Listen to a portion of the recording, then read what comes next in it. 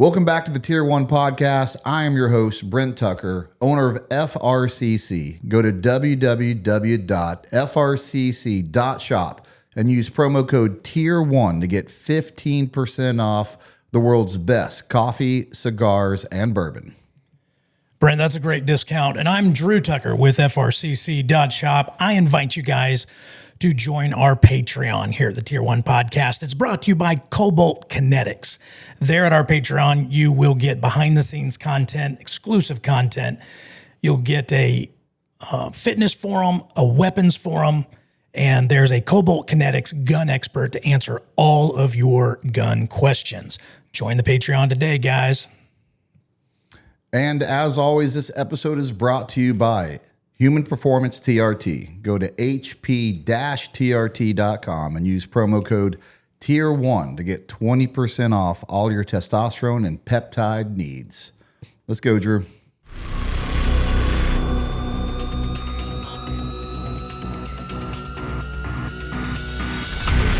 the Special Forces Regiment. Welcome to the Tier 1 podcast.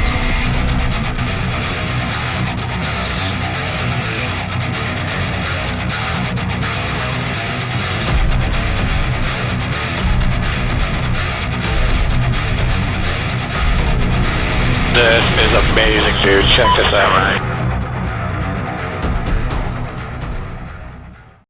With us today, we have Lieutenant Governor Jay Collins, former Special Forces medic with deployments to Iraq, Afghanistan, South America.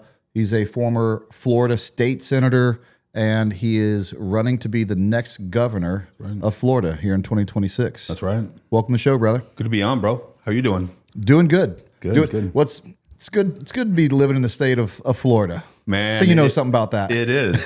Look, it is crazy to think that after all the things I did in the military, that life brought me around to politics. But I am so glad we live here in a world gone crazy. Florida is the common sense solution to so many things. I call it the great state of Florida. That's how I refer to it now. Where are you from? The great state of Florida. That's right. The great state of Florida. It's what we do. I don't remember. I don't know when it happened. I'm a guess, to be honest. For me, probably around COVID, when I realized how great this state was.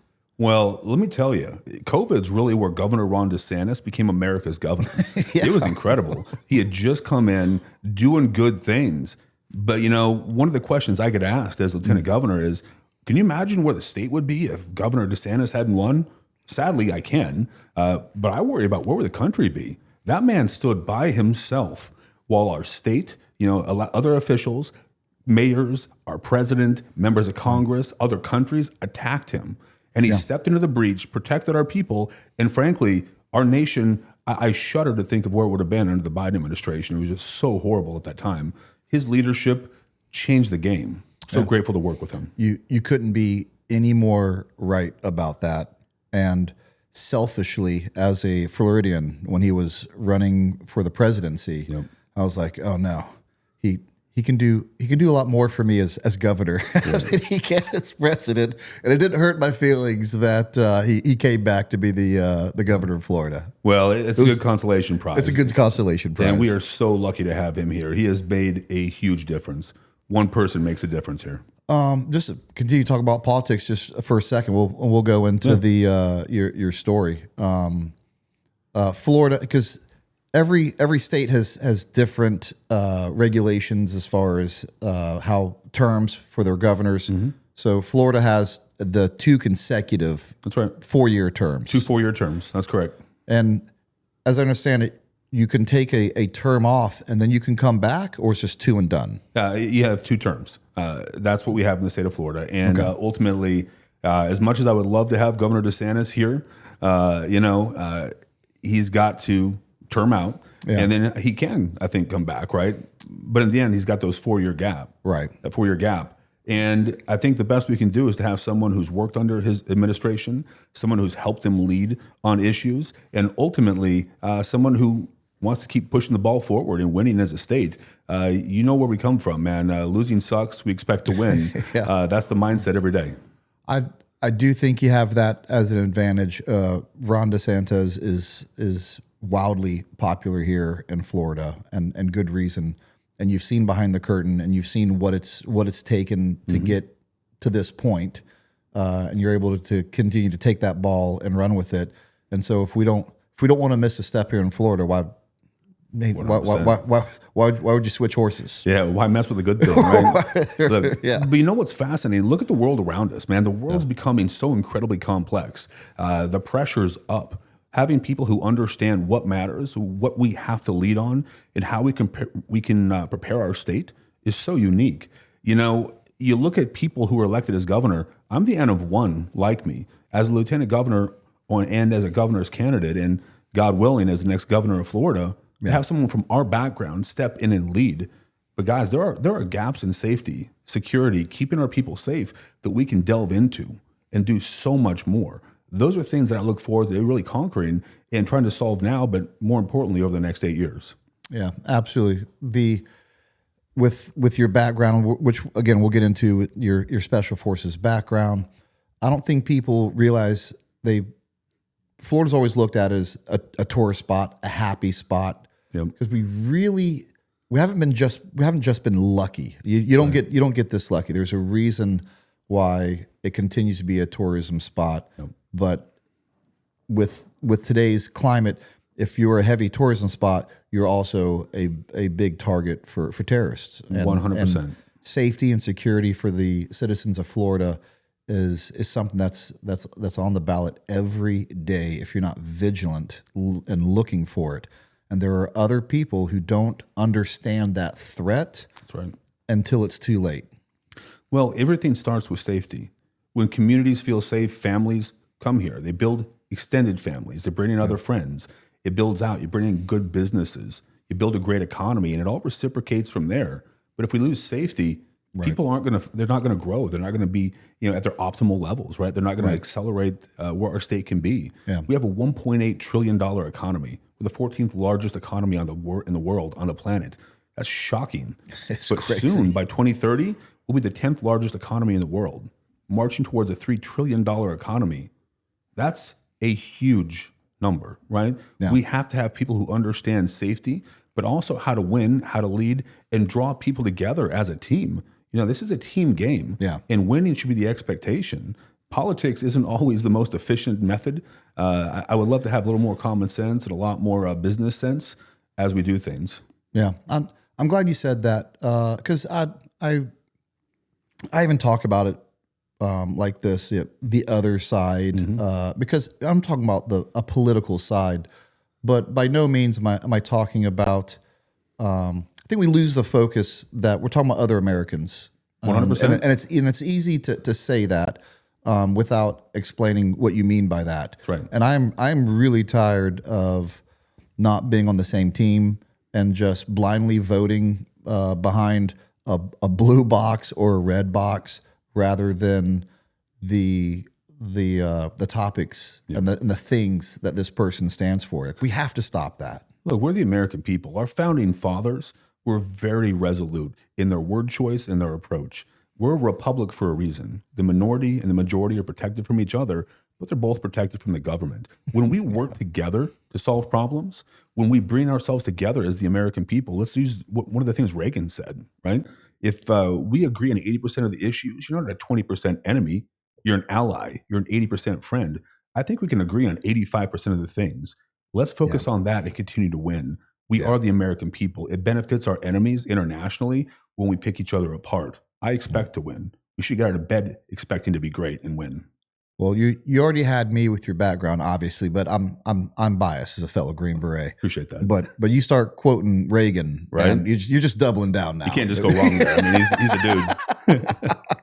Well, let's talk about how you got here, how you got into politics, and your career of service started with the military.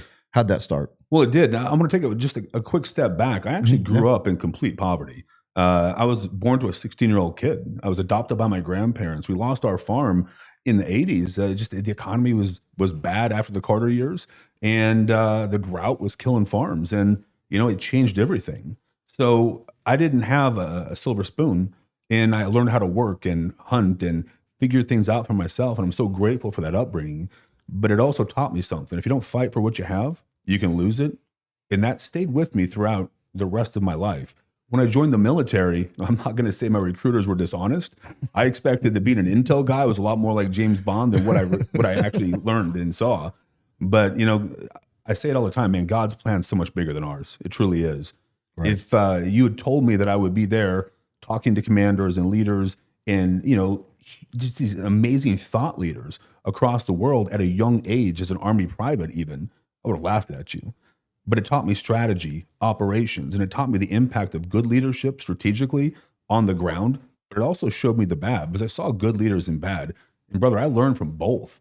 And as often happens in the Army, you get either volunteer, you're voluntold if you have success. So I was voluntold to keep doing more. And eventually I loved it because of the kinetic aspect of it. Yeah. You know, sweat off your brow, man. You show success. I tell people all the time, you will learn more from bad leaders than you do good leaders. And the truth is, most of the good leaders that you worked for, you didn't even realize how great they were until years later after working for a bad leader. And you look back and you're like, man, those guys were actually really good leaders. That is exactly it. Yeah. But the bad ones, they stuck out, right? Yeah, it's emotional. You say, I will never be like that. I will never 100%. Do what that guy did. And for whatever reason, it's much more ingraining into your psyche than for whatever reason than the positive. I just don't remember a whole lot of a good leader doing something good and then me saying, "Oh, I want to replicate, you know, that type of goodness." I mean, it's there. Just not on the level of the negativity, how much it sears you. Oh, 100%. Many of the best lessons in life I learned were the hard ones that I often learn face first, right? I mean, sometimes you got to bleed a little bit in training, right? It just happens. You know, when I was an intel guy, you know, I met my wife along the way. And pre 9/11, I was living in the UK, working this crazy joint assignment, and went to BNOC, of all things, you know, my E6 school to get promoted. And went to Fort Huachuca, Arizona, met my wife. We ran off to Vegas and got married after 2 months of dating. True story. She was a counter intel agent. And we're still married to this day. We have 2 boys together, Gabe and Colt. They're the reason we do what we do. Right. And back then, we didn't have cell phones. We couldn't communicate. Yeah. You know, we just didn't have the same connectedness, you know, digitally. So it was hard to make that work. I was living in Europe. She was in D.C., This is all pre 9/11. Yeah. And then finally the Army came together and said, hey, we're going to move both of you to Fort Bragg, North Carolina. Of course, you're going to double down on cost. That's the most DOD thing you can do, right? Why wouldn't they? But again, man, I'm so glad that was the plan. You were intel, she was counter intel? Uh-huh. Just the yin and yang? Just there, how about that for the balance of life, right? You have no idea. But you're not getting anything by her. No, you got to feel bad for our kids now, right? Or your kids. Really. You better be strong in the Collins household, man. Yeah. But, you know, finally, I got to Fort Bragg. I went to the 82nd. She went to 7th Group to go work in a kind of a special little cell within that group. As often happens with CI people, right? Mm-hmm. Yep. And I went to the first of the 325, went to jump school in September of 2001, pretty momentous. Yeah. Ended up being in jump school for 9/11. The 10th, I had jumped out of a plane and smashed into the dirt really hard and didn't die. I was really excited about that because that landing sucked. And I was ecstatic that I got up, expected to jump twice the next day, and we didn't jump, obviously. I didn't even know the towers had been hit until hours after because they flew us around. They couldn't land. They didn't know what to do. You were in the air? We were in the air, getting ready to jump, and they were like, no, unhook, put it on your chute. And we're all like, what are we doing, right? Like, this is crazy. Yeah. And they just kept flying and flying and flying. And we know now they just couldn't get clearance. Right. So when they landed, they turned off the plane, and they set us in the hot sun in Georgia on a runway. Right. So it's a sweat factory, right? Everyone's just dying. We're dehydrated. It's hours. You shouldn't leave kids in a car. You shouldn't leave paratroopers in a plane, it turns out, either. And finally, they got us outside the plane because we needed airflow and parked us on the tarmac, which is really not any better. Right. No. And then they brought the cattle cars, got us back, and they wheeled out. Remember those old black and white TVs from when you were a kid? Oh, they wheeled them in your classroom. That's how we found out about the towers. They wheeled them out on the rocks over in Benning, and we're watching this. It's just, how do you believe that, right? That's crazy. Right. You know, my wife lived in D.C. She worked around the military district of Washington, the Pentagon, other places, depending on what was required. And I couldn't get a hold of her. So we're trying to hunt each other down to make sure she's good. Yeah. And, you know, we knew the world was changing right then. Yeah. It was a sure thing. Did you know at the time that the Pentagon had been hit as well? We saw that at the tail end of this. Okay. And then my wife filled me in more when we talked about what she could. Yeah. It was just crazy, man. But we knew the world was going to change. We knew war was coming.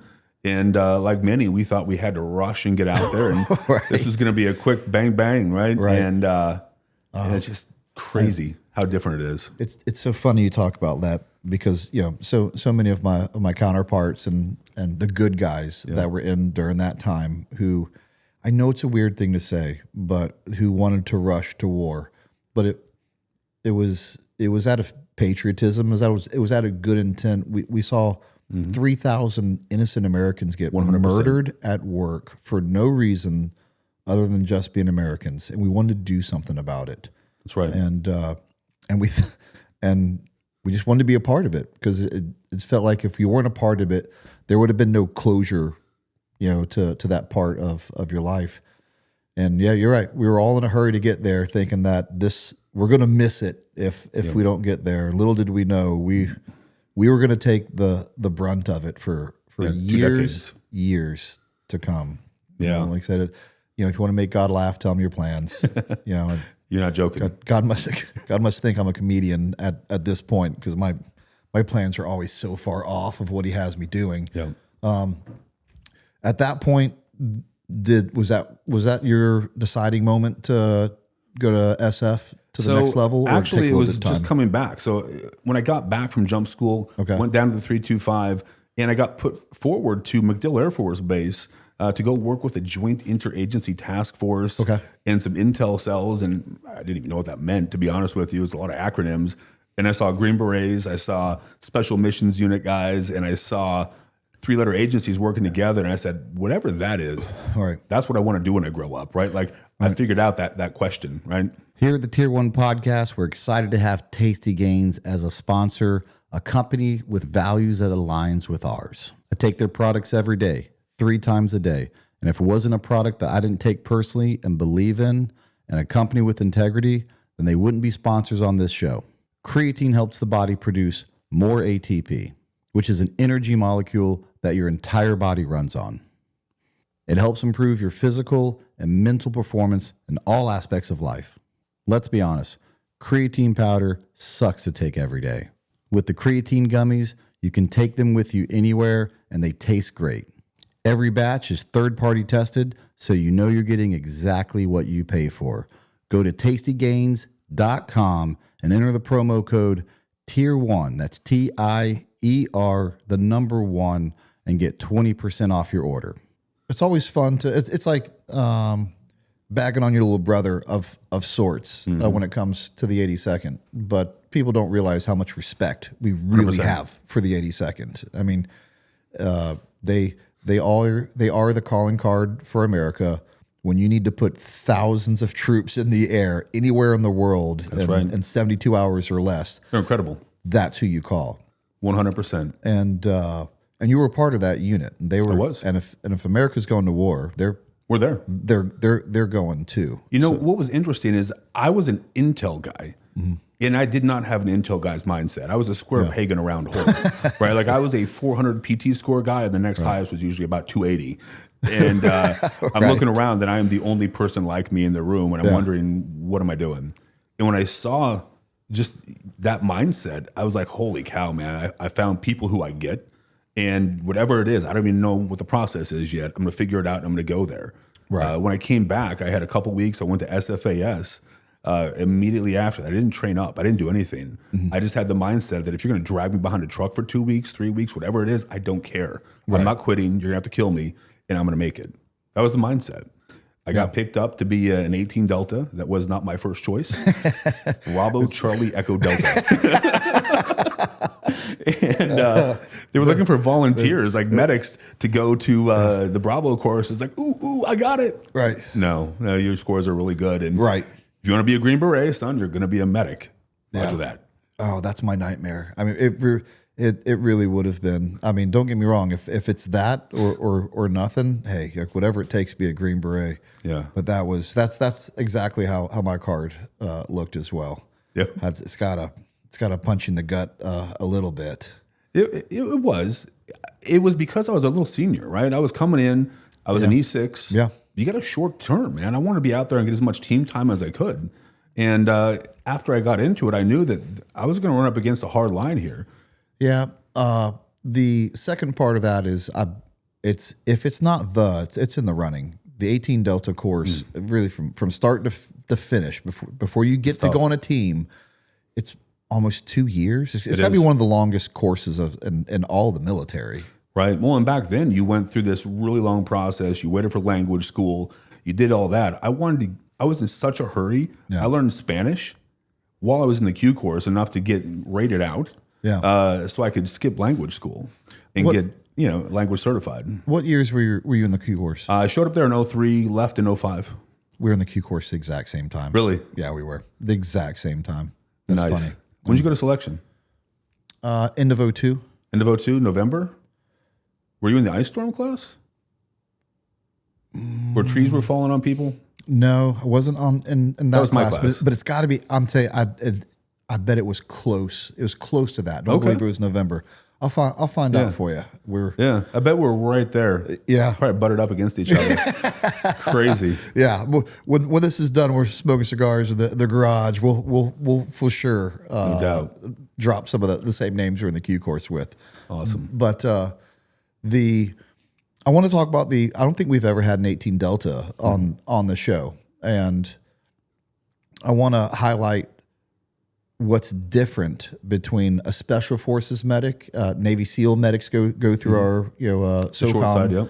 The short side. The Ranger medics go through our medical training, but the SF medics stay a little bit longer. Can you go down the road of an SF medic?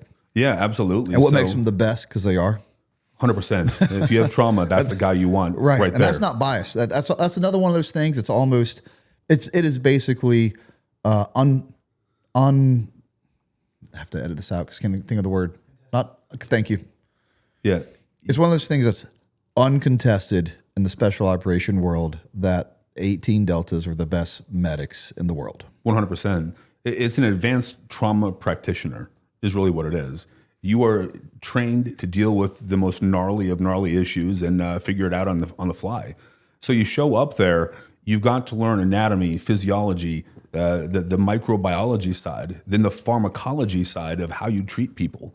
All of those early on. Like every week, there's a test. So you fail, you get a retry. You fail the retry, you're bounced, right? Like you may get a recycle, you may become a Bravo, you may go back to the regular Army, depending on where you're at, right? There's a lot of stake here, and you go through that. Then you're doing advanced trauma runs where you're working on simulators and on people, trying to understand how to treat them with really the most devastating injuries, multiple gunshots, blast, things like that. Then you're working evacuation and 9 lines, how you communicate while you're managing this. And then you look at the pharmacology side, how you treat them for pain, antibiotics, all of that from just the short course side of this. You're working with Rangers and Navy SEALs, Air Force PJs at the time came through there, and of course our Green Berets. But then when you graduate that, everybody else goes off and you go into the SFMS, Special Forces Medical Sergeant side, where you do gas and drip anesthesia, you do surgical skills, you do veterinary skills, dental skills, it's amazing the things you deal with, and I'll be danged if I wasn't that 18 Delta going through the course. Like, why am I learning about how to birth a baby? I am not doing that shit. No. You know who got to do that? This guy, 100%. Right? Like, why wouldn't I? Right? Right. And you dealt with all of these bizarre things. Yeah. You'd show up in countries and you would treat hundreds of people at a time. You're the primary care provider. They haven't seen anybody ever, and you're the N of one. Why are we pulling teeth or working on teeth? Because people show up and their teeth look like pieces of steak, and you've got to deal with that. And if you bring that about and you can solve those pain points, Oh my God, man! It opens doors for the team and our nation in those communities. It sure does. I mean, I'll never forget being on an ODA. I made a couple trips down to South America as well, Afghanistan, Iraq, even Syria, and being on an ODA out in the middle of nowhere because we don't operate with a large number of people or close to a large battalion. Anyway, it's just you. It's you and your 11 friends out in the hinterlands, and you run across. I think one of the coolest things, really, of all things, is the veterinarian side. Yeah, because these people have that's their lifeline.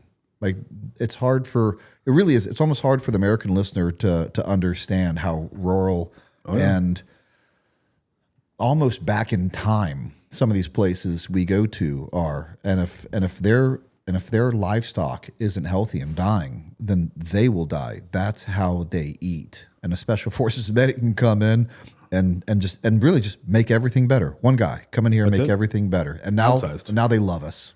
That's it, man. It's all about rapport, right, with the locals. And I remember going into South America, and you're treating whatever they have there. These are very unhealthy animals. They've never been inoculated. They're very sick. They're malnourished. The water they're drinking is disgusting. Yeah. And you're just making small improvements, like a simple act of filtering water to give them something that doesn't have chunks floating in it of Lord knows what. That's a big improvement, right? Giving them immunizations, helping keep that herd healthy, critical. But then we show up in places like Afghanistan. We had horses, man. We had 25 head of horse. We're riding those jokers into combat. But I was the only one. Maybe we had 2 people, I guess, total that really had experience riding horses. The rest of it was like, you're going to figure this stuff out because we're riding these things and we're going to have to put this together. Yeah. But the horses were unhealthy. They needed help. Hooves were a mess. You learn how to float teeth, do hoof maintenance. So I'm out there doing this in the middle of Afghanistan, things I never imagined I would do. Yeah. And grateful for those opportunities. They don't put that on the SF brochure, do they? No, they did not. For sure. It should be. It should be. Yeah. Talk about the SF medic course for just a little bit longer. Because all of us that went through it, through selection and phase 2 SUT together, and then we branched off to our MOSs. Us that were Bravos, Charlies, and Echoes, we had a fairly good time. It sucks to say that to you because you didn't. No, we had a fairly good time. And your friends that went to the Delta course, you literally just lost them. You lost them for like 8 months. Every weekend, hey, even during the weekday, you want to go to dinner? No, I can't. I'm studying. Yep. And this goes on. At first, like, okay, the beginning of the course was everyone's beginning of the course starts out with a lot of information. 3 months later, hey, it's Friday night. You want to go to dinner? No, I'm studying. Yep. For 8 months, and this is not an exaggeration. And that's the SOCM side. That's right. That's the short course side. Every single one of them, you basically lose as friends for months because if they're not studying every night, you'll lose. You'll fail. There's no way to pass. It's insane. Well, and we had to go do rotations. So you do one on the short side for trauma. That's right. Hard. But when you do your long course side and you're working surgical skills and anesthesia and dental and everything else, you're being treated like a practitioner. Yeah. You better know what you're talking about. You're filling out notes. You're writing this. You're treating patients. You're prognosticating and doing a differential diagnosis. There's a lot on your plate. And then you come back and you got to wrap this thing up and graduate. And oh, by the way, you better be healthy enough to go to Robin Sage because it's coming. Right. Yeah, right. That was always the problem with medics, Yeah. Oh, tell them about I forgot. I'm so glad you brought that up. Tell them about the residencies, or not residency. What's the word? Yeah, the rotations. The rotations. Yeah. So our first rotation in the short course side, you do trauma centric. You're working in a level 1, a really dynamic ER. You do rotations in with fire on the ambulances, with fire crews, so you can really be at the point of injury more so you can go out there and test your skills where people's lives matter. Yeah. The premise is this: I don't want the first time you deal with something critical where there's a life hanging in the balance to be in combat when you got to deal with this, and it's someone who who you've sweat with in training. You got to have that mindset, learn how to compartmentalize that and just internalize that. because when people are hurt, they cry for their mom, they cry for a medic.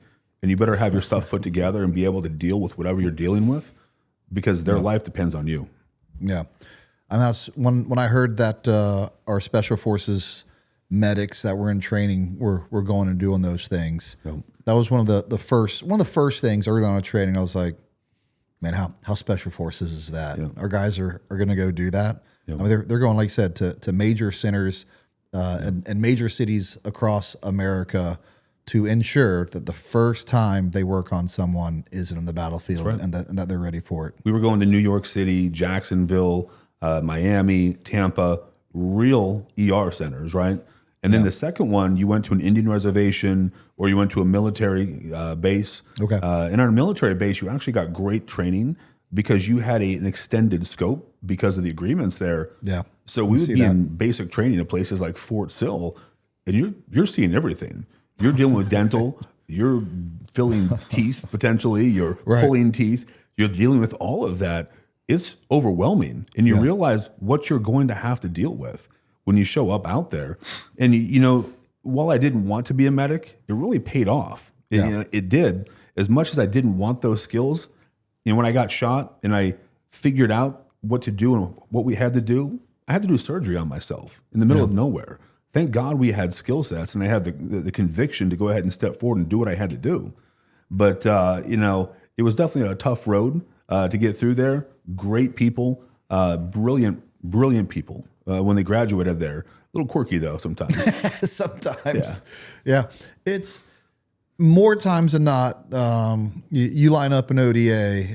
It only takes you a few minutes to pick out the medic. Usually, but For real. but there's always exceptions to that rule.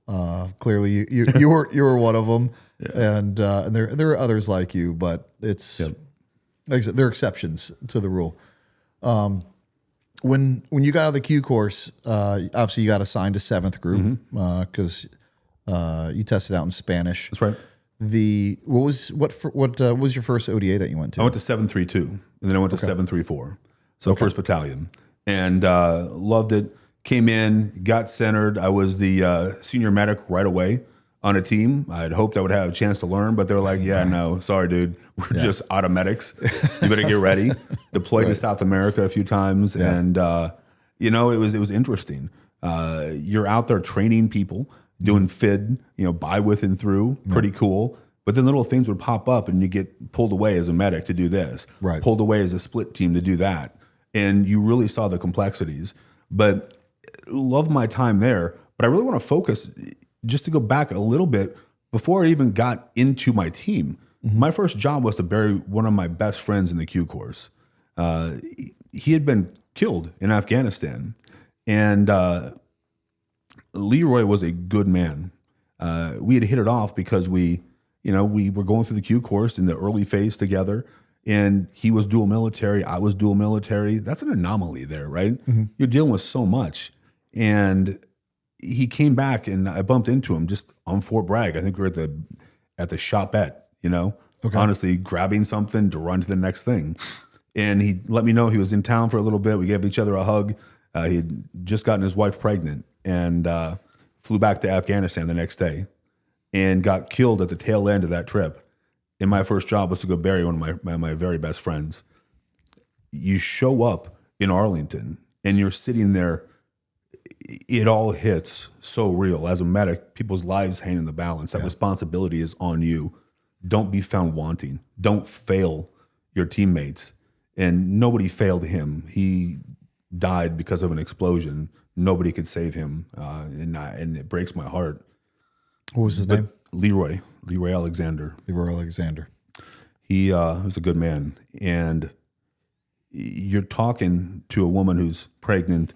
She's an officer in the military, and she has a whole career. And you know that his kids, his twins, will never know who he was. They'll know of him. Yeah. And will keep his spirit and his memory alive. But brother, it just hits hard. None of us really, I think, expected how much those moments would define who we were, how many times we're going to have to do things like that.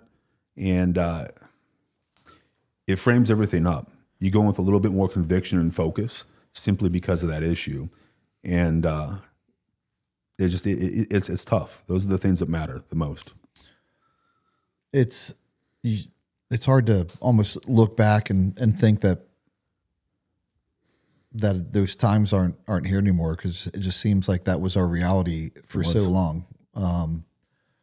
We trained in a wartime army. We were in that wartime army for almost 2 decades. It was all we knew, and it's going to sound a little odd, but I don't know a better way to frame it.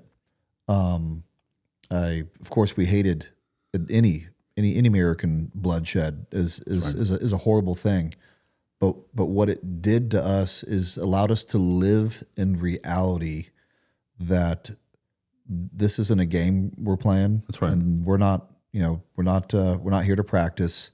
And it allowed one of the almost everything, of any bad thing that happens, there's something good that can come from it.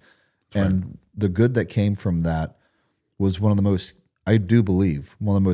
capable militaries in the world that people are seeing now from the Maduro raid. Iran's finding out what America is made of, and that came from all those lessons learned. It did. And how serious we had to take that job because of what was going on during that time frame. 100%. It takes heat and pressure to temper steel, right? Right. You go through these things, but the reciprocal benefit to our nation is we have war fighters. We have people who are senior leaders now who cut their teeth early on and knew war for 2 decades. Yeah. We have war fighters, and it matters. It was a little bit odd to me, because when I went to combat for my first time in 2005, other guys had already been to combat before me. Yep. So in a weird way, I never got to experience true combat for the first time as a team, if that makes sense. So there are teams in 2001, 2002, and even some teams in 2003.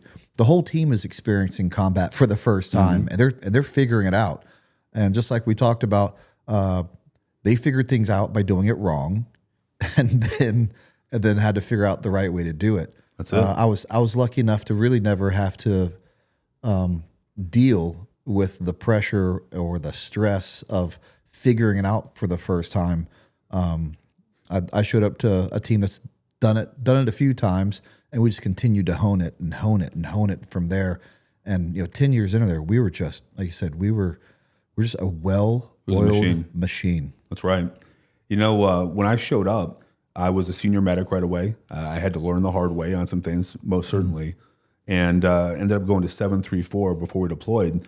I deployed the team forward as the team sergeant. I was the number 2, and the senior medic. That's a hard balance because of just the duality of those roles. Yeah. When we showed up there, our team sergeant left and left me in charge of the team for the rotation. So my real first trip into combat, now I'm in charge. Wow. I'm making decisions, and I'm just figuring shit out. Right. I didn't sleep a lot. A lot of rippets in my life, right? And no joke. But we figured it out. Yeah.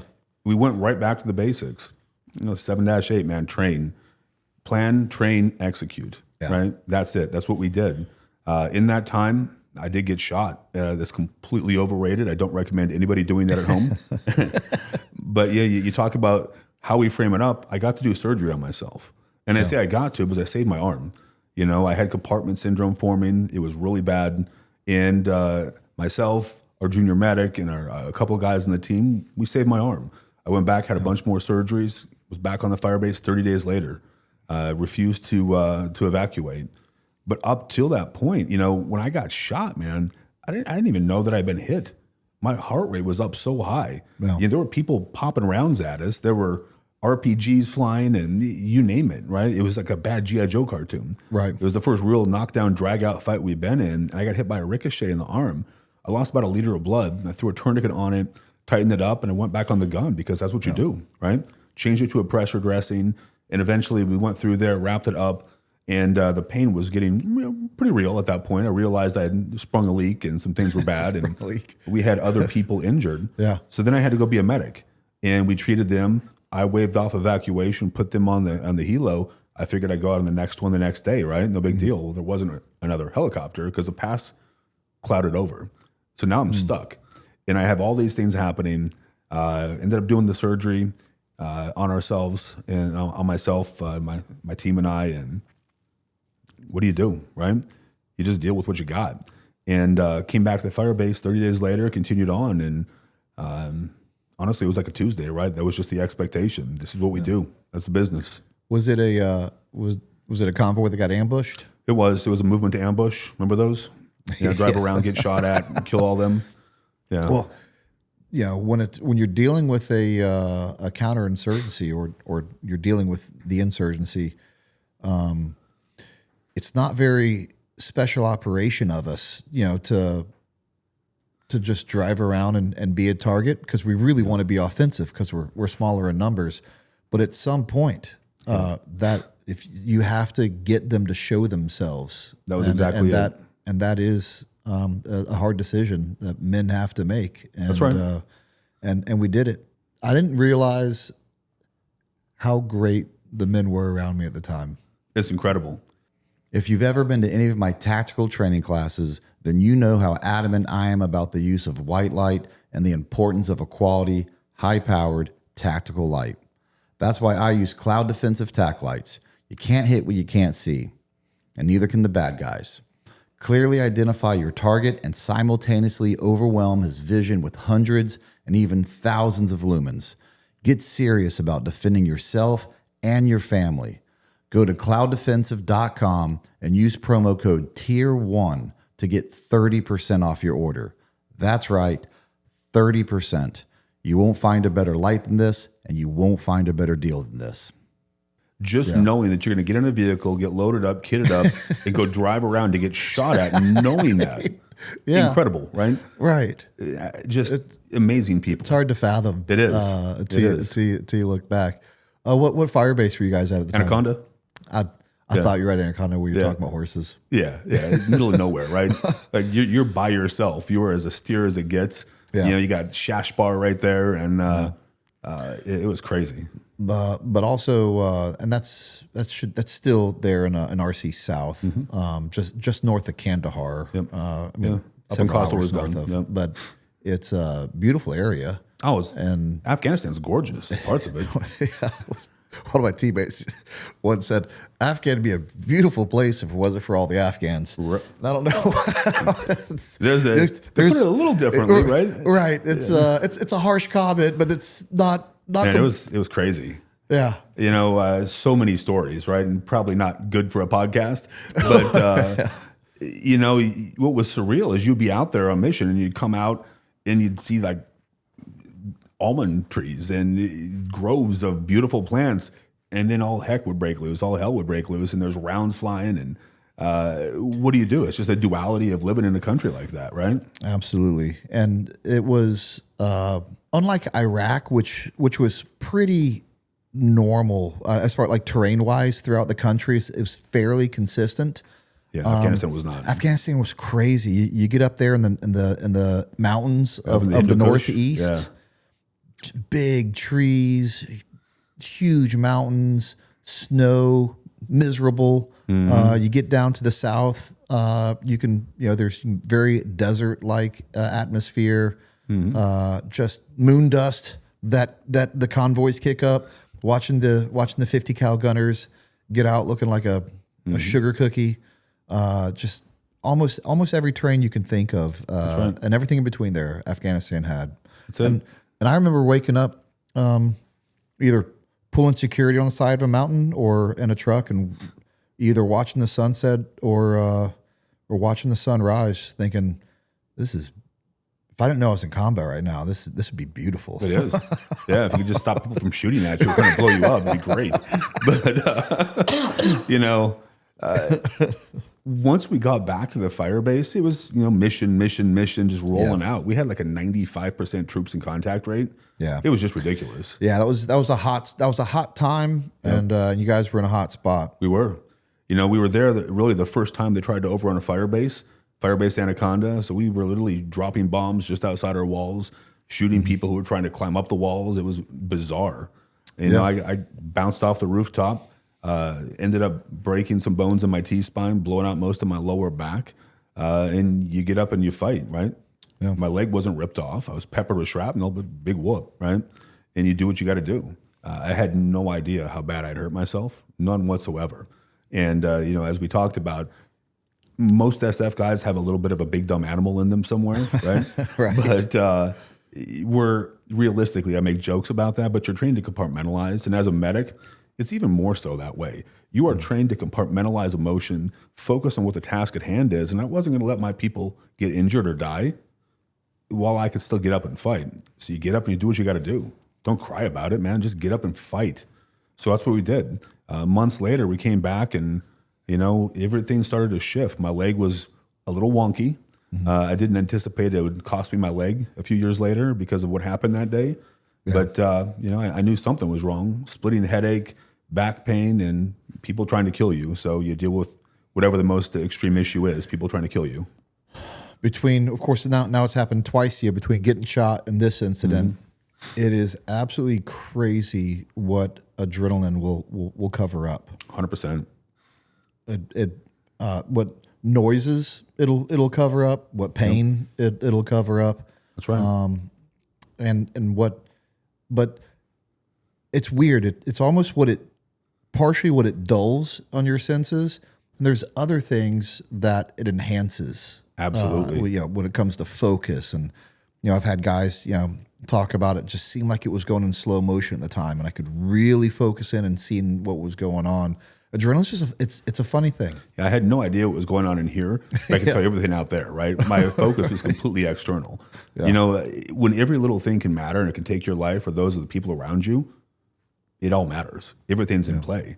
I remember every step, every piece of the road, everything you do, you're listening for chatter, watching things, because you never knew where it was going to come from, but you knew it was coming. Right. And that was the guarantee. So, you got up and did what you had to do.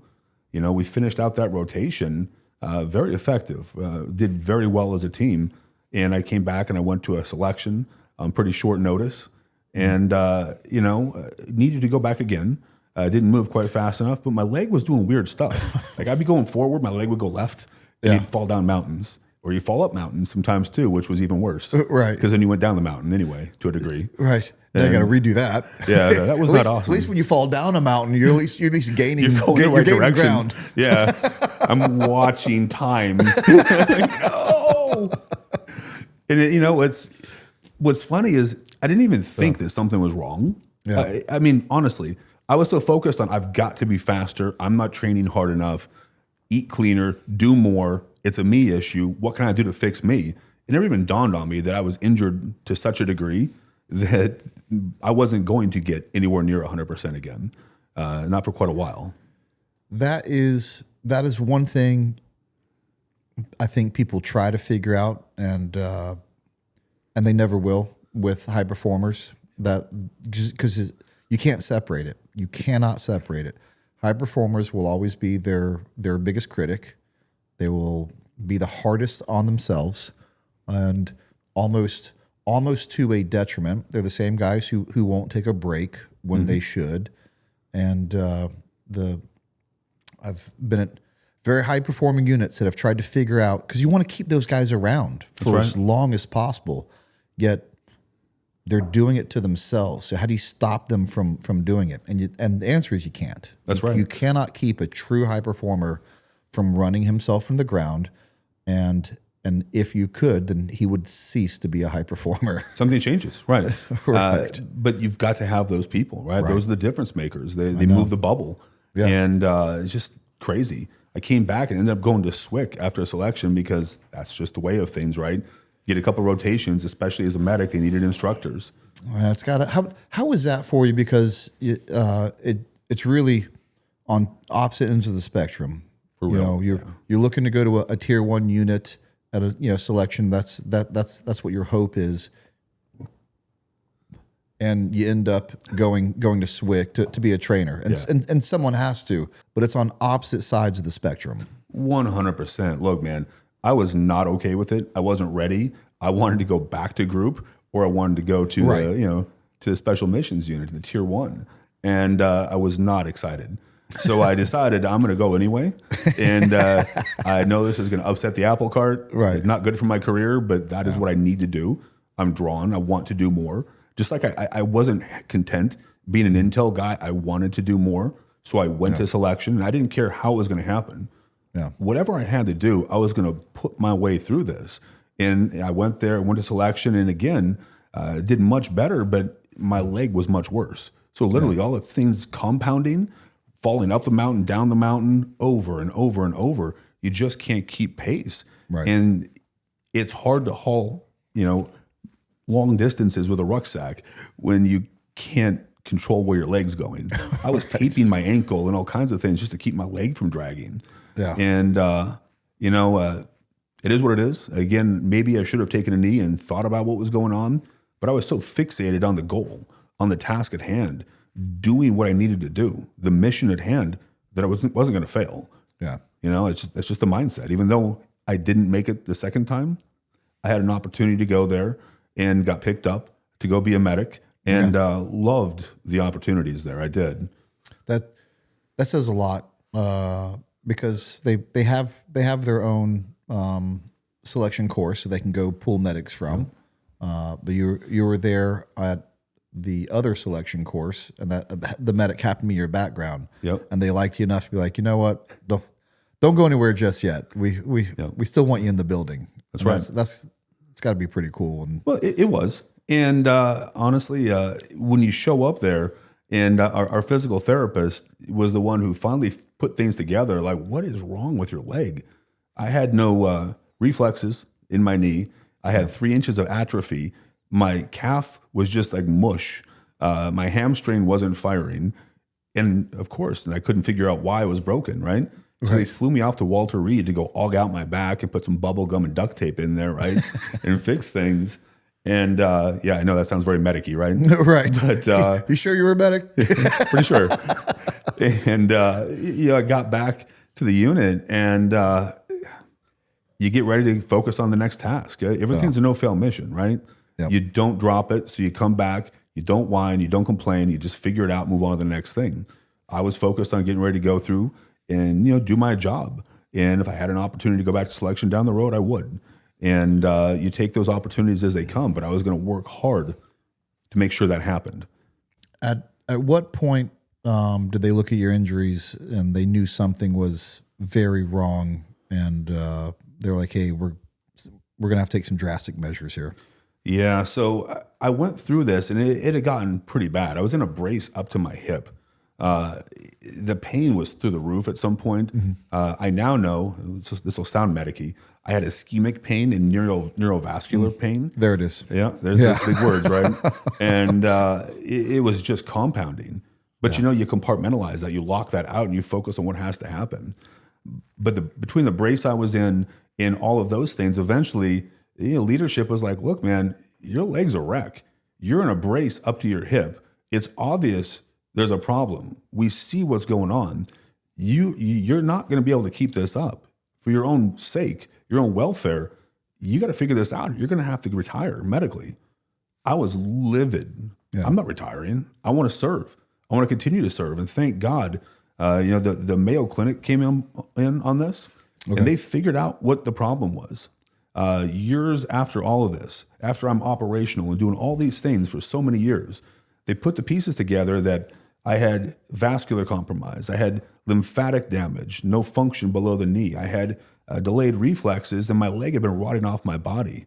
By the time we got here, the hair had fallen out, the toenails had fallen out. I had pitting edema an inch thick. I couldn't move my foot, and it just drug behind me. Remember Mr. Deeds, the movie? Yeah. It's a lot like that. Yeah, he could poke it, and I couldn't feel it, but I had this just eruption of pain all the time, burning, pulsating, explosions of pain that would take your breath away. And I'm ignoring it, and I'm just doing what I have to do. And what year is this? That's 07. I left group. 09, I got to the unit. So this is 14. And the original injury was in 07, correct? 7 years later. Yeah. This has been slowly happening getting inside your worse body. and worse and worse. Wow. And I mean, I was a I never had to really worry about the physicality of the job. I could just do it until I didn't have it. And then you got to start using other skill sets, right? So again, God's plan is bigger than ours, man. It forced me to learn things. And honestly, it forced me to fail. It did. It forced me to deal with not getting to do things that I wanted to and having to get help and accept it. At this time where you're being treated at, they're probably pros at telling people bad news. Yeah. Do you remember how they told you? Did you think when they told you that, were you prepared at all for that being a possibility, or did it hit you by surprise? How'd that go about? Complete surprise. They brought me and my wife in. And in retrospect, I should have put the pieces together, right? But I wasn't focused on that, man. It was the task at hand. Yeah. Now, I didn't see myself as that broken. Even still, it's crazy. And they told me, look, you're done. You're going to have to medically retire. And they let me stick around to figure this out with a Mayo Clinic. Otherwise, it was going to be medically retired. And I would have been at 17, 18 years of service at that point. Yeah. And January of 2014, they cut my leg off. Knee down? I've got a knee. I've got a little nub below the knee. Okay. Yeah. And I honestly, going in, I didn't know whether I was going to have a knee, through the knee, what was going to happen. There was no guarantees. All I knew is I was a ceiling guy, not a floor guy. I want to live life on my terms. Yeah. If I can't do what I want to do and I can't live that, well, then I want to be as active and aggressive and be a good dad. I want to chase my kids. I want to be the best I can be as a dad and a husband. And I want to requalify if I can. That was my mindset going into this. But there was no guarantees. It may be an odd question but it's really subjective to you and what your thought process was on this. Was the rehab harder? Was it better or worse than you had thought? I didn't even care. You didn't even care. Whatever has to be done. Yeah. So when I got there and we got to Walter Reed, I didn't care what the price was. Yeah. I was putting it in. I was the first one in. I was there for 6 months. I went from showing up as a one-legged guy. I refused to use a wheelchair. I used crutches. Right. I refused to be in a wheelchair. It was just a mindset thing. I want to move in my own power. And showed up there, did physical therapy. I ran a 5K, 10K, I think it was 3 months in. Then we did a triathlon. Okay. Not long after that. It was like 3 months. And I'm just pushing myself. By the time I left there, I was doing a half marathon. And I got to Fort Bragg, and I was like, look, man, I'm going to requalify. There was no method for me to do that. At 18 years of service, I was too senior for the continuation on active duty or co-ed program. Okay. I had to be found 110% fit for duty as a Green Beret, which meant I had to be qualified to do every single thing with one leg. Okay. Tell me one thing that surprised you that you're like, wow, that's really hard to do with one leg. Fast roping was interesting. I'm not gonna lie. The first time, 20 feet, man, whatever, you can use hands, right? 40 feet. Oh, you have to, they make you L out. Yeah. Don't they? Yeah. Without ankle flexion, I had to work on ways to use my other foot to brake on a metal tube. You're right. So I had to manufacture, and thank God there's a sew shop at the unit, right? And I can make things. Right. That's what we did. We just manufactured stuff, and pretty soon it worked. I had to have a way to catch the rope there. So I manufactured little ridges for the rope to lie so I could brake with my foot. Seems logical, right? I didn't realize it was a big deal. The other thing is, when you jump out of an airplane with a leg that comes off, sometimes it will come off. Never even thought about this. I'm fat, dumb, and happy, right? I'm falling. I got a little bit of a turn. Right. And okay, I'll just adjust my arm. I'm there. We're good. And then I feel my leg go, eek. Like, woo. It's like even the cartoon, The Lion King, with the hyenas make that, like, ooh, Mufasa. Right. This is what I'm feeling. Like, my whole spine's tingling. Like, oh my God, my leg is going to fall off. Yeah. This is all that's going on. So I'm at like 10,000 feet. And it happens. Every 1,000 feet or so, my leg just goes a little bit more. And I'm like, oh my God, my whole life is flashing in front of my eyes. Not because I'm going to die, because I think my leg is going to go through someone's window or their roof And it doesn't matter. I could cure cancer and bring world peace. I'll be the dude whose leg fell off and went through someone's house. Like, that's all I'm thinking about. Right. Who'd have thought you had to dummy cord your leg to you? That's exactly what I did. That was the takeaway, right? Right. I ran it up my pant leg and tied it to my rigger's belt after this. I was like, I ain't going anywhere.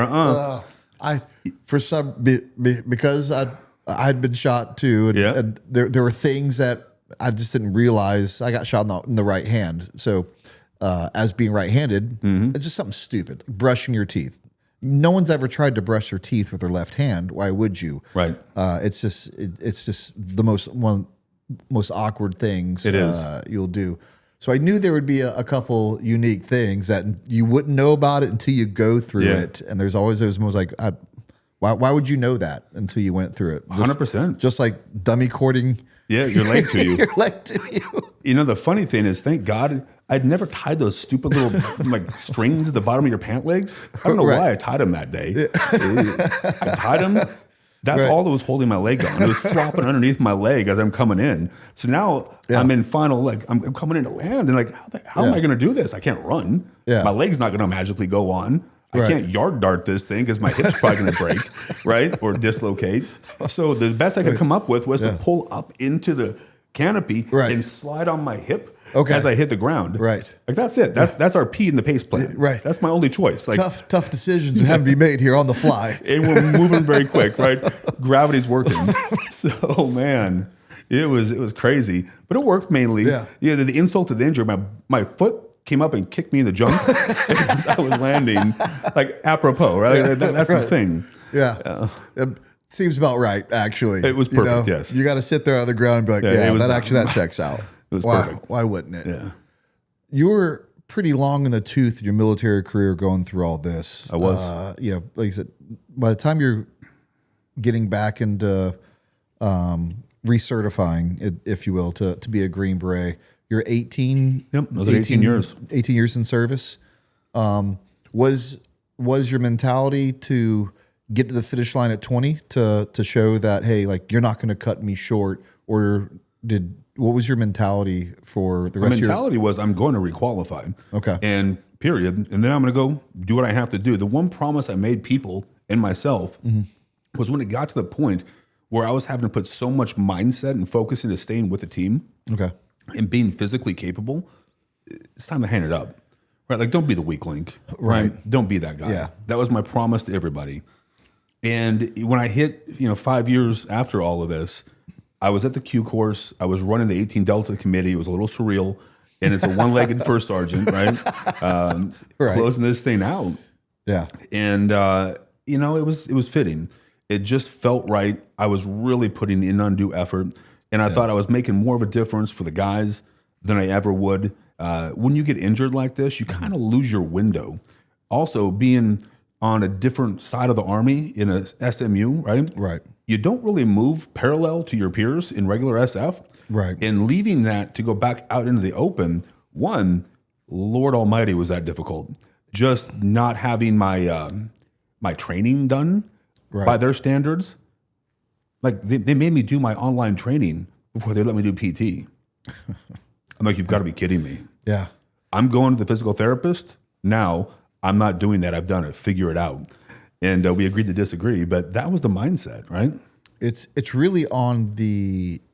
This could be a 30 to 45 minute episode. Part of this episode is it really doesn't happen on the infantry side. Going to an SMU, when you say infantry side, usually refers to Rangers or any one of the 11 series. But there are several instances where going to an SMU, and it would blow people's minds that it's actually detrimental. Detrimental is a strong word, but it definitely slows you. It can slow your career down on the 18 series side. It's not. That's right. It's not what you would think. Like, oh, you're at a tier 1 unit now. Promote now. Get this. Get that. It's unfortunate. I don't know if there's any fix to it, but the job's worth it. So and anyone who goes over there didn't go to get promoted. 100%, man. They didn't go. I knew that was part of the deal, right? I didn't care. But it would surprise people to hear or realize that there's actually some negative things that can happen to your career as an 18 series soldier. Well, and you got to go with your eyes wide open. And they told me about that when I got to the unit, right? Like, hey, that's just what it is, right? Right. Okay, got it. I'm glad to be here, but it was that next ridge line, right? Just keep testing yourself. Right. And when I hung up the military career, I still wanted to be physical. I got to do the Warrior Games a couple of times, get into adaptive athletics. I got to do the Invictus Games. That was pretty awesome. I ran a bike across America, 3,000 miles in 50 days. That was crazy. I shouldn't have done those in concert with the Warrior Games. In route planning, the only route we could do in that time, the time hack wise, was to go across the southern part of the U.S. in the summer. Right. You do not want to go through Texas and Arizona on a bicycle and on foot, 60 plus miles a day in June. That was not good. Yeah, we have a mutual friend actually that I reached out to before you coming on. It told me about you doing those games, and he was like, "Yeah," and he literally traveled on a bike, right? Yep. On a hand cycle, and ran. Biked and ran across America before he came to the games to come compete with me. Yep. And I was like, it's not a good idea, but it's an option. It can be done. Sometimes we take the long path, right? Yeah. But I love it though. I mean, you could have said no, and you can joke about it like, well, I just wasn't smart enough to say no. But it's not. It's just being honest. It goes to the type of man you are. Like if I can do it, I will do it. If you're not testing yourself, you're not pushing the boundaries, man. You're not working hard enough. You're just not. And it didn't dawn on me that it would hinder my performance. That's not how I think. I'm going to give it my all no matter what. If I only got 70% in the tank, then you're going to get 100% of 70%, right? Right. Whatever, right? If my leg falls off, so be it. Yeah. Then I'm going to hit hard, right? It's okay. I love the mentality, and I hope the listeners get this, and I hope the young listeners recognize this and apply it. You got one life, man. That's it. Go home, sliding in head first, zone 5 heart rate, completely out of breath, just sending it. You have one life to live. Live a good life and live a fulfilling life. And that's exactly all it. Up to you. 100%. Like, you get to make those decisions. You do, man. You get one chance at this. Leave it on God's planet, right? Leave it on Earth here. If you're not trying that hard, dude, what are you leaving there, man? You get one chance to live. Live right. Yeah. Live righteous. Just do that thing. You know, I also got addicted to marathoning. True story. I was trying to set the world record for single leg amputees in a marathon. I have a small competition problem. You know, we're always our worst critics, right? Like you talked about. But I wanted to be the best. Excellence is a choice. It's repetition. You know, it's I've never said this until you just framed it that way. Addiction is a choice too. You chose an addiction, and that word usually has negative meanings to it, but you can be addicted to positive things just as easily. Well, and I think that's that mindset, that operator mindset, that warrior focus, dude. I want to be the best, and I was driven, right? Yeah. Just to push and push and push, and you know, I put it towards something healthy. But I'll tell you, it also let me ignore getting my leg jacked up and going through 7 years of limb salvage, and you know, at one point I had to do another surgery on my stump because the end of my stump split open because of too much trauma and pressure. All self-induced because I kept running. You want to talk about pain? When your bone starts rocking around in a socket made of carbon fiber, it is not awesome. No, but like I said earlier, separating that from a high performer, you can't. Yeah. You have to take the good with the bad, you know. And if that's the negative part of this life that you've chosen to live, it's acceptable. I think 100%. It's acceptable. It's easy for me to say. You're the one that has to live with it. I wouldn't trade a thing, man. I would not trade a thing. Part of going across America was also ties into some of the nonprofit work you did after getting on the service. Tell us about that. Yeah. So if you had told me I was going to join a nonprofit, I would have thought it's veteran focused at first. I actually serve people barbecue meals after hurricanes and wildfires. we launched this Breaking Bread tour when I ran across America to step into the veteran community for this nonprofit. So literally I was standing up an entire new section while feeding people in disaster. And we went to every hurricane, wildfire, tornado, you name it, we were there over about a 7.5, 8 year span. And they're still out doing it today. We could feed up to 100,000 hot meals a day for up to 30 days straight. Our own people, our own power, our own water, and excellence is the expectation. So as I grew in the organization, I got more opportunity to lead and eventually made it to be the COO, running the day-to-day functions of what we do. And we could deploy anywhere in the world, do whatever we were asked to do. We were a problem-solving organization first. The answer was yes, we'll figure it out. And during Helene and Milton, we did 1.65 million meals in roughly 30 days. Wow. We had over 30 partners across the state of Florida that we actually put about $1.5, $1.6 million back into the community to have them be the local face in a local problem. We build networks. It's amazing what you can get accomplished. We don't care who gets the credit. And that by, with, and through mentality is exactly what worked, right? People thought that was my creation. I was like, nah, man, that's just where I came from. You beat me to it. When you start using, phrases and terms like, excellence is the expectation, problem solving is what we're good at, what we're going to do by, with, and through. I know you came from SF, and I know you came from the unit, and anyone that served long enough in that unit, will be changed as a person. You can't help 100%. But be changed as a person by that culture and for the better. And it'll be hard to work in any other organization and be satisfied because you know what's possible. You know it's possible. Absolutely. Yeah. When I left there, went back out to the regular Army to go through the medical system, Lord Almighty, right, dude, right. Life changing. Nothing's efficient anymore. Yes. So broken. Right. I was used to clockwork. Everything worked. I could get what I needed to done. I could get 18 hours of work done in 12 hours. Right. It'll ruin you. It'll ruin you. But you can push people. And what I love, look at the people who leave that place and the impact they have on the folks around them. It's just incredible. And it's all a mindset. Loved my time in SF. I did. I loved my time at the unit. But the people were spectacular. Yeah. They were really the difference maker, right? People over hardware every single day.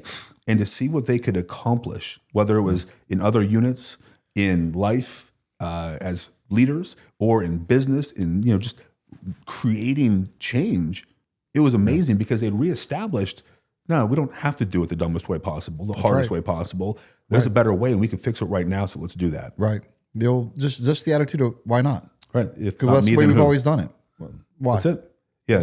Worst words in the world. It really is. After your nonprofit, what made you get into politics? So I believe after that you became a state senator for Florida?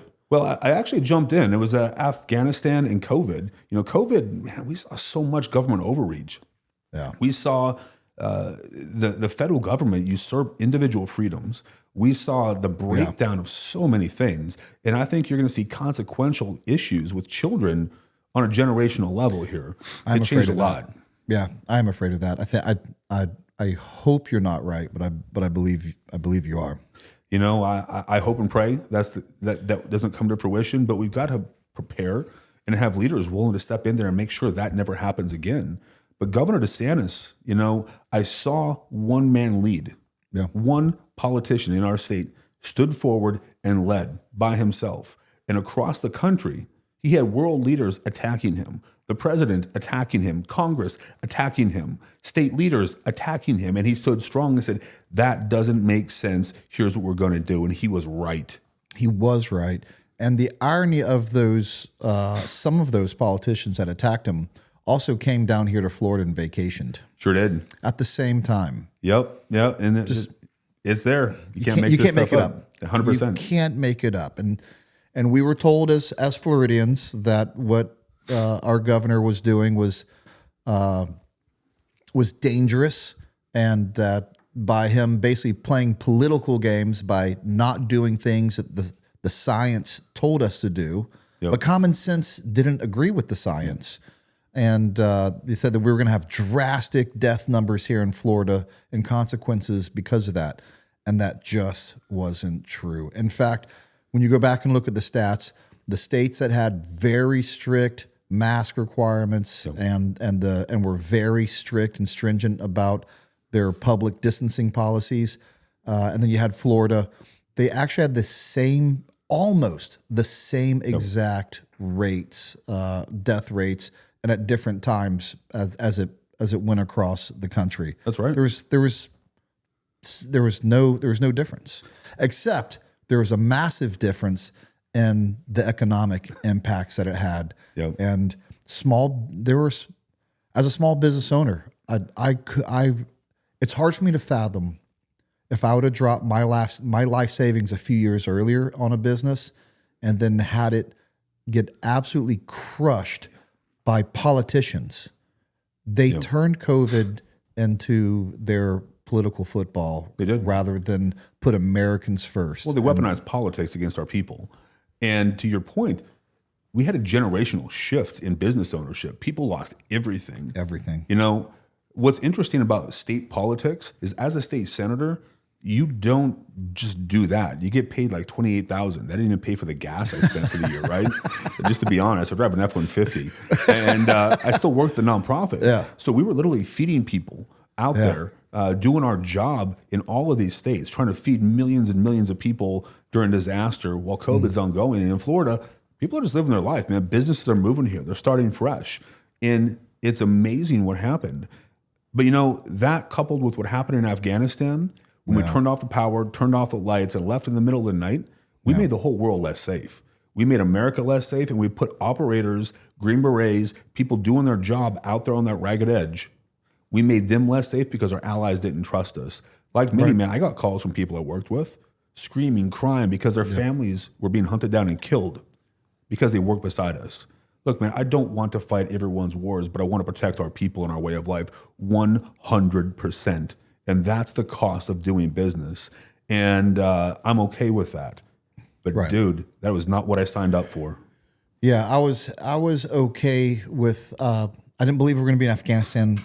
Nobody did. Indefinitely. Right. Like there's no reason for that. But how we left was an embarrassment to us on a world stage, and this is where it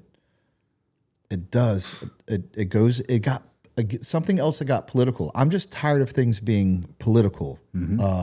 And I know this, if me or you as enlisted SF guys ever planned a mission that horribly and executed a mission that poorly, we'd have been fired by the time our Black Hawk landed back at base. Completely. Who was held responsible? Which one of our amazing generals were held responsible for the disastrous pullout of Afghanistan? Yeah, it's very frustrating, and I think there's a lot of blame from political on down. But the reality is, I do put more emphasis on the political side of this because it was an undue pressure of this is over for political purposes. Zero means zero. Yeah. I was in Iraq when we closed that down. It was the same exact thing. Yeah. We told them we're going to be back in Iraq 100%. We'll be back in a year. Whatever's being built out there, it's pretty horrific. Yeah. And I'll be danged if we weren't back in a year, right? All over again. We knew that you had to leave people in Bagram. We knew that because we'd been there and done that. It didn't take a rocket scientist, right? It took someone with experience. And those were more than I could bear, bro. I mean, honestly, I couldn't sit on the sideline and complain if I wasn't willing to be part of the solution. I knew nothing about politics. Yeah. I knew the basics, but not how to set up a team. I literally cold called members of Congress, people in D.C., tracked them down, found numbers, and when they stopped being afraid, they realized, to quote Liam Neeson, I had a certain set of skills, right? And I could probably be useful. Yeah. They weren't really sure what was going on, but there was something here. I ran for Congress initially, got redistricted out of my seat, or I'd probably still be in Congress. We would have won that by 5 points based on math, and came into the state Senate. I ran against the mayor of Tampa's mother-in-law on 5 days before qualifying. I couldn't have picked the state senator out of a lineup. Dead serious. Right. And you also ended up becoming lieutenant governor in a little bit of an untraditional way as 100%. well. And so that probably wasn't on your bingo card as well, was In it? 4 years? No, not a chance. Right, yeah. Right. I mean, look, we're all competitive. If you want to do it right. Right. I passed 55 bills in 3 years. That's more than most people pass in 8. That's more than some people will pass ever if they do more years, right? That's just I was very focused. I took our same mindset and applied it to politics. I was the first one in, last one out, put the hours in to figure this out.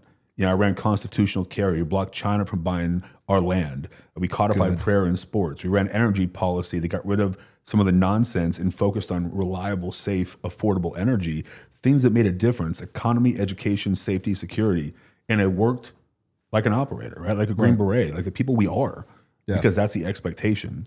And after 3 sessions, about 3.5 years, I got appointed to be the lieutenant governor of Florida. There is not a chance that 5 years ago I would ever have, dreamed of doing this. I would have laughed at you, maybe said it some different words, right? Right. But man, God puts us where we have to be. Yeah.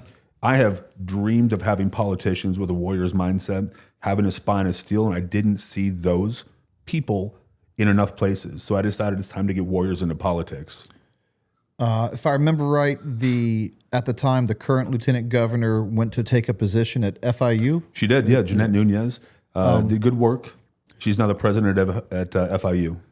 So were you in talks with Ron DeSantis at the time when that it was happened? a long process. Or it was a long process? Yeah, for sure. And we'll leave that. Okay. That's between him and the people, and it was a long process. Did you think you were going to? Did you think you had a good chance of being it? I did. Okay. I did. I have a small competition issue. So if you're gonna be in the fight, be in the fight. Love it. And I was in it to win it at that point. So for people who don't know, and I never want to act like I know more than I do, because sometimes I have to get smart just before someone comes on. I didn't know what a lieutenant governor did. I'm pretty sure we could go do street interviews, and most people wouldn't. What does a lieutenant governor do? Well, honestly, in Florida, it's up to the governor and the lieutenant governor to really decide what's going to go on. I am pretty proactive, pretty aggressive in nature. Mm-hmm. I decided I wanted to be everywhere, do as much as possible, and make a difference. I believe in leadership out there on the ground, seeing people. I think that one of the greatest things we can do as a leader is have executive energy. You got to be at the table. You got to be there. Yeah. People want to see you active in the community, leading from their front, communicating. Don't BS them. So say what you mean what you say, and then get things done. It is that simple. And that has been my approach.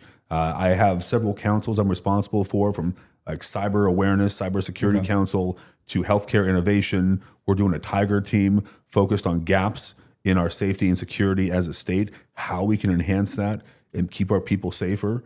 All things that I'm grateful to be a part of. But in the end, my focus is simple: make a difference for the people of Florida. I serve 23.5 million people. And whether they vote for me, they don't vote for me, I serve them every day, because to your point, brother, we are the American people. There is no nation like this, no nation I would rather be a part of. I would do anything. If I was asked to serve today, I would do it immediately. I would drop everything to go serve our nation. I believe in it that much. And we expect to lead. That's what we should do. Absolutely. And as a proud Floridian, I want Florida to lead that national charge and show what state rights and what a state can do when it's not being restricted by state government. And Florida's showing that. 100. Look, Governor Ron DeSantis has been a great leader in terms of state policy and state rights, and that's got to continue on. Look, we're a republic for a reason. We are. Why I say that is simple. Any federal government able to do everything can take anything. Right. Absolutely. I am not here for that. I want to have the checks and balances. State leadership matters. Having a governor who's willing to step in there and do the hard right, like Governor DeSantis showed and modeled during COVID, is incredible. You want people who've been broken and rebuilt, who've come through fighting and gotten things done. The best indicator of future potential is past performance. You want people who have a track record of being successful, despite not having everything. Whether it was growing up in poverty, whether it was, getting shot, blown up, coming into a race without even knowing anybody politically in the space and figuring it out. I've always been behind the 8 ball, and you come out winning because that mindset matters. You got to get the people. You got to go push. But what I expect from this state, if God grants me the opportunity to be the next governor of Florida, we have to protect this nation. Brother, we bled for this nation. I expect Florida to lead. It starts right here in Florida. We protect our boundaries, our people, build our economy, make sure our children are taught the right things. They're educated, not indoctrinated, and that we have safety and security at home. But then we got to push this across to other states, and we got to have that warrior mindset taken in every other state and push up and shift this nation from within. I absolutely think that's what's going to happen, whether it be some of these things that's being proposed right now, like removing property taxes. Yes, sir. That's being talked about. No one else has even considered that. Thought it could be possible. Watch Florida lead and do that. What hopefully gets voted in at the end of 2026, I believe. It looks like it's a possibility. Yeah, so we'll have a special session for that. Okay. Is what's going to happen. It didn't happen in regular session, right? And frankly, it's probably more efficient to do this in a special session.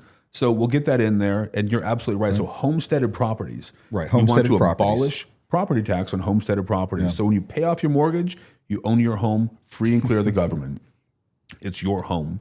Right. Your property, your life. You put down roots in that space. And watch it. If Florida gets that across the board and shows that, guess what? If you're just responsible with the tax money, you can make things happen. Math always wins. Math always wins. It's simple math. It's just addition and subtraction. Brother, I got 10 fingers and 5 toes. Math always wins. And watch other states, or at least their residents for sure, look at Florida and look at their representatives and go, why can they do that and we can't? Why don't you love me like Florida does, right? That's great, right? Why can't I have my home free and clear of taxes? At the end of the day, the governor right now makes the decisions, and but at every decision, hey, you can, of course, the decisions you make are based off of logic, reason, experience. Right. But at the end of the day, what that decision, whether it was a good decision or not, hindsight's 20/20, and not everybody sees the eye to eye on everything. Mm-hmm. Has there ever been something that's come up to Tallahassee that you and the governor didn't see eye to eye on? Well, I think there's always things. I actually want to brag about Governor DeSantis on this issue. Yeah. The very first time that we met him, and this is going to be, you will probably recognize this mindset instantly, right? We showed up there and we're having a conversation. And I wanted him to know something. Look, I'm never going to be anybody's guy. I'm not going to do something if I disagree with it. I will tell you to your face that I disagree. I will do that 100%. It's moral, legal, ethical. I'm going to do the right thing. And if we're off on this and I can't agree with you, that's just how it is. Yeah. And you're going to have to be okay. I'm probably with you 99.9% of the times. We agree on almost everything. But should that thing pop, I'm going to tell you to your face. Now, there were political types who did not love that answer. Right. The governor chuckled. He said, that, Jay, that's why I want you. Like, of course. What an awesome mindset, right? Right. Every good leader wants to hear that other opinion, that other view that he's not thinking of. And he may not, doesn't mean he agrees with you and goes with it, but at least wants to hear it. Who wants to hear just a big echo chamber of everyone telling you that you're making the right decision all the time? Groupthink kills, man. Absolutely. You've got to solve problems and win, right? I say it all the time. We've really focused incorrectly on diversity. The true strength of diversity has never been diversity of skin color or diversity of ethnicity. It really has nothing to do about it. It's diversity of thought. Yep. Because you can have 5 different people in the room from 5 different backgrounds. But if they all think the same, you have no diversity in that room. You just hit on something that we don't talk about enough. We do in Florida by choice, but we don't talk about it enough across the planet and across our country. Look, man, I don't care what race, creed, color, gender, your sex, your whatever. I don't care. Be a good person, make a difference for people around you, and do good things, right? It's a mindset thing. Absolutely. I believe in this nation. I love this nation. I would die for this nation today. I would die for our state if I had to today. Why is that? Honored to be the 21st Lieutenant Governor. Loved being a Green Beret and serving in so many incredible units, being a small, tiny part of that world. But I'm a dad and a husband. We protect and preserve what we have for the next generation. That's why we Hard do it. stop, right? That is exactly what we do. Right. And if that means that war has to come in our time, then let war come in my time so peace may come in my son's. Absolutely. That is what we want to see. And you've got to push hard, man. But we are the American people. I didn't ask people their politics. I didn't ask them if they were gay or straight or black or white. I didn't care. We all bled the same. And I would love to see America stop attacking ourselves from within and agree on the things that mattered. And right now, it's tough in the political realm to get that done. Right. But you're seeing signs of where it can go. The simple fact is I'll never compromise on my beliefs. We'll fight for what matters. But I do believe that when people who know what's at stake step forward and lead, our state will get along behind those people because they know it when they see it. They understand leaders who have their best interest in mind. I'm not doing this for the money. I'm not doing this for any other reason than because I love my family, my community, my state, and our country. The same reasons I deployed are the same reasons I serve now. You can't help but listen to you and hear, you're passionate about it, which is what I want. It's what I want from my politicians. I want them to be invested emotionally into this because there's a lot at stake. So, which is a great segue to my next question. Okay. With that being the type of person you are, obviously you just want to talk about things that matters to the people of the state of Florida. Have you ever been, whether it be in legislation, whether it be at a town hall, have you ever had this moment where you're here to do good things and you're, whatever the topic is, you're just sitting there telling yourself, I can't believe this is what we're talking about right now. How long do we have here? I could go for hours here. That's what I was afraid of. That's what I was afraid of. So to feel, definitely at many times, I felt like I was a square peg in a round hole. The heathens climbed over the walls and people look at you like, I'm not really sure what to make of this guy. No. But you know what? We need to have more of that. We do. We need to have more of that warrior mindset, the warrior ethos. And what I'll ask you is this. Every time that our nation's hit the skids where things have gotten hard, who's come to the rescue? It's not the politicians or the bureaucrats. It's the working class, the people who create jobs, sign paychecks, and the warriors who step up and lead. Today is no different. Yep. The world's complex. I love seeing people from our community, people from the military step in and lead, because when you are willing to pay that ultimate price, when you've seen that happen, America hits a little bit different, a little bit harder. Man, I'm never going to forget the conversations I had with moms, wives, children. Never going to forget Leroy and the things I learned on my first real thing in as a Green Beret. You apply those every single day. We have to be a nation worthy of that sacrifice. We have to be a state that leads because of that sacrifice. That is what people want to see. It's the head and the heart. I call it the political double tap. Not the normal term, right? But in the end, you can't be full of crap. You got to know how to solve problems, but you got to be someone that people are willing to follow. I want this person to lead my children, my family, to make a difference for those around us. And people know it when they see it. Look, I would rather do many things than be in politics, but I am here. I am leading because I love my family enough to take away my most precious commodity, my time, to serve our state, because I know I can solve the problems. I am day one ready. When I step in as the next governor of Florida, I don't have to look for instructions. I have experience as a lieutenant governor. I've led. I wrote many of the laws that we have in place. I've dealt with them. Right. I've been to every county. I've led with sheriffs and mayors and council members and commissioners. And I've seen thousands and thousands and thousands of Floridians across all aspects of this state. They deserve to live the American dream. It starts with safety, security, it then goes to education and economy.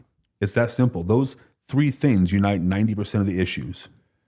You definitely have that going for you. And I'm a man who loves consistency. And it's if you were to become the next governor of Florida, you've essentially you're on a right seat, left seat ride right now, and it's just same different day, different chair.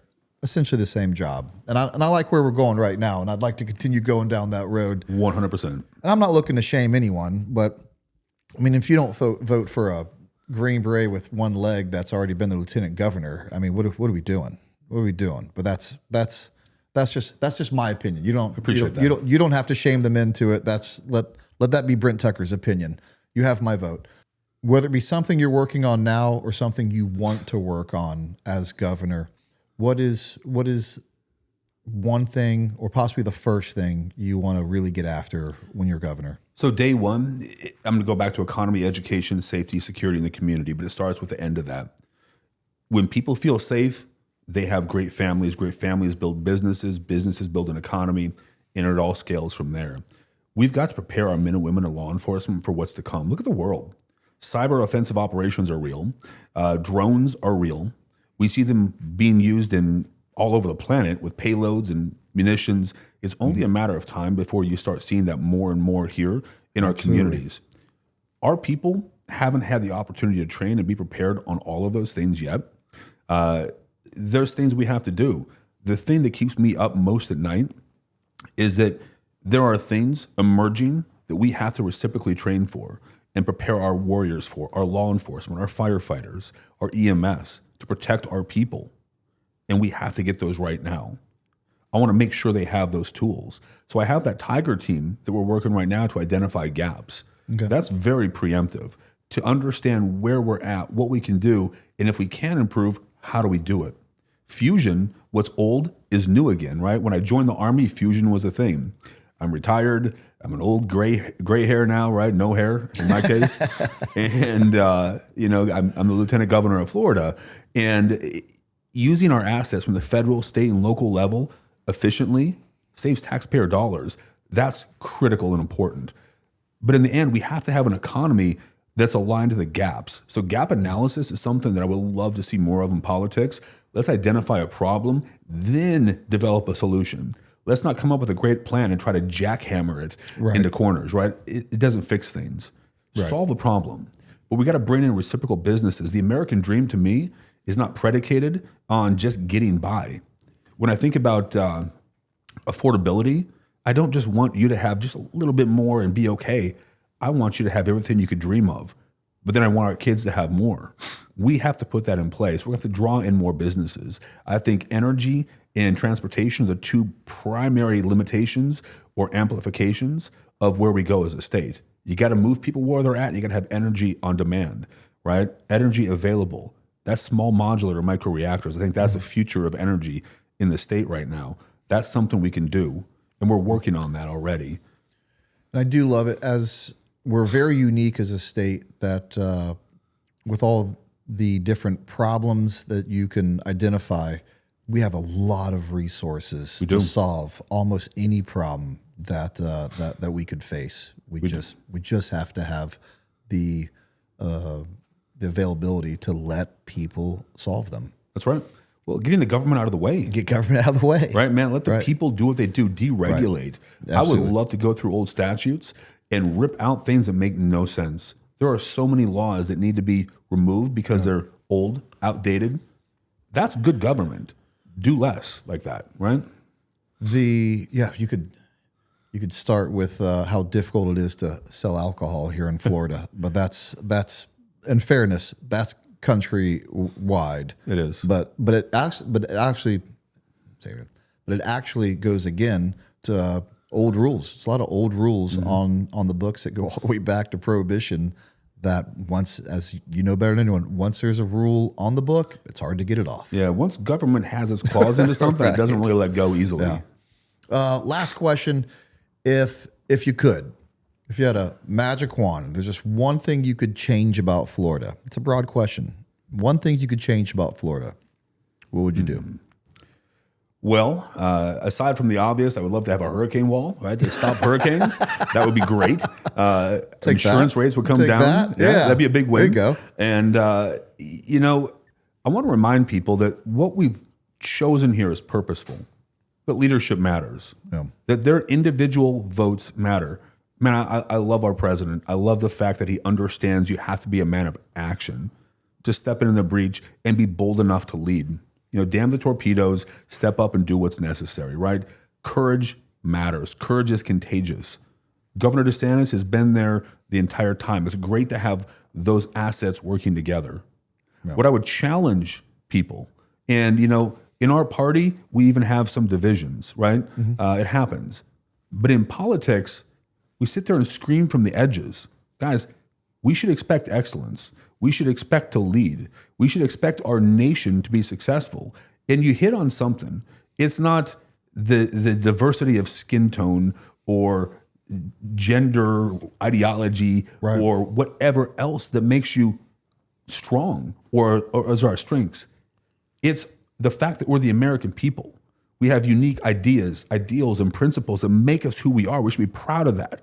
And we should be rowing the boat forward on 85% of the issues where it's our country, our state first. Let's agree on those things. Let's come together more on those subjects. Stop fighting over the nonsense. Let's lead on the things that matter. Because regardless of aisle, side of the aisle, everyone wants the same thing. That's right. We want a stronger America. We want a better America. We can disagree on how we get there, but if those are our end goals, which they are, that's right. We just have to have the adult conversation of how we get there. Just because I disagree with you on a thing doesn't mean I hate you. Right?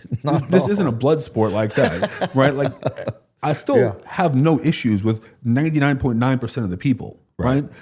Frankly, I just want to make a difference. I want to make an impact. I want my kids to have a better life than I did. That's what we should all want. We're going to disagree. Our founding fathers disagreed. I don't agree with my wife on everything. I don't agree with anybody on everything. That's okay. That's success. We just have to keep pushing this thing forward. And as a leader, that's what I want to see. I want to remind people that we should communicate great things. Reagan was called the great communicator, and he refuted that. He said, no, I communicate great things. God, there's a lot to love in America. There's a lot to love about who we are, what we stand for. Let's talk about that. Let's talk about what's great in Florida, why we're different, why we lead. Your debt as a member, as a citizen of Florida is $227. It's like $127,000 nationally, right? Yeah. That's good leadership. We've paid off over 50% of our debt. We've maxed out our rainy day plan, our piggy bank, if you will, right? We're maxed out. We're doing good things. We're pushing on property tax to lead and put money back in people's pockets. That's good leadership. We should all agree on those things and figure out how to make it happen. We get one shot at this. Let's dare to be great and lead from the front. I love it. And maybe next time you're down at SpaceX and you run into Elon Musk, maybe you can do something about that hurricane wall. We'll work on it, right?